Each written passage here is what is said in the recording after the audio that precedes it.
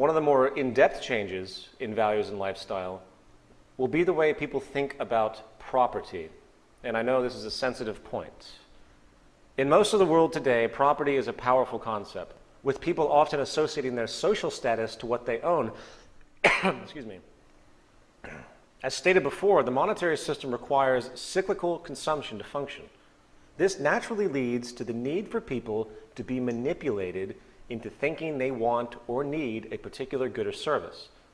With the powerful tactics of modern advertising, most in the world support an artificial, materialistic value system that entails wanting more and more goods and services, often regardless of necessity or utility. This influence will no longer exist. There is no reason for us to manipulate each other anymore. Communism. Oh, yeah. Not to mention that in a resource-based economy, there is no reason for property. And you know, you can throw out labels about this system in regards to social ideas that have existed in the past, but until you address the reasoning that these ideas came from, until you look at the train of thought, the arrival of conclusions based on tangible, unfolding intellectual inference, then there's no point to even consider that this has anything to do with anything else. Moving on, back to my point, there is no reason for property in a resource-based economy. Property is an outgrowth of scarcity. People who had to work very hard to create or obtain a product or resource in turn protected it because it had value relative to the labor entailed along with the scarcity associated. Property is not an American or capitalist idea. It is a primitive mental perspective generated from generations of scarcity. People claim ownership because it is simply a legal form of protection. In fact, it is a form of controlled restriction.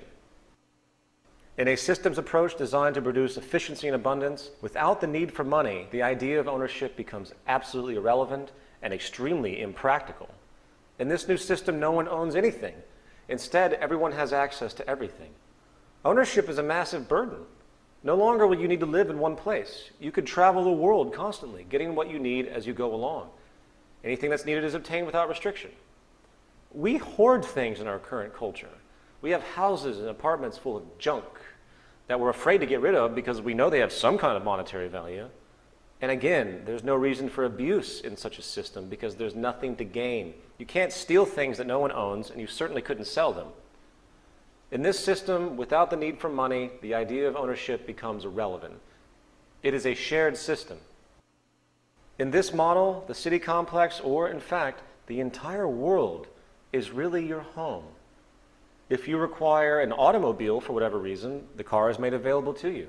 When you get to your destination, the satellite-based driving system, which we do have today, we can drive cars with satellite.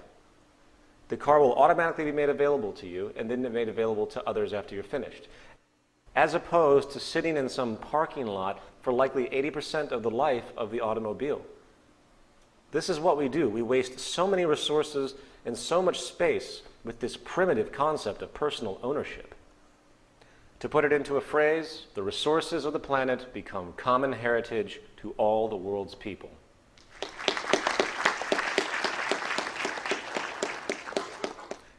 It's important to point out, as we've previously denoted, that in society today, the need for property results in extreme product overlap, planned obsolescence, and redundant waste.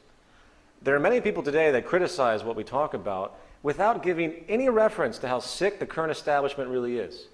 It is much more intelligent, much more logical, and utterly much more responsible and practical to create a universal shared system, for it would dramatically reduce waste, redundancy, and increase efficiency in space exponentially compared to what we are doing today.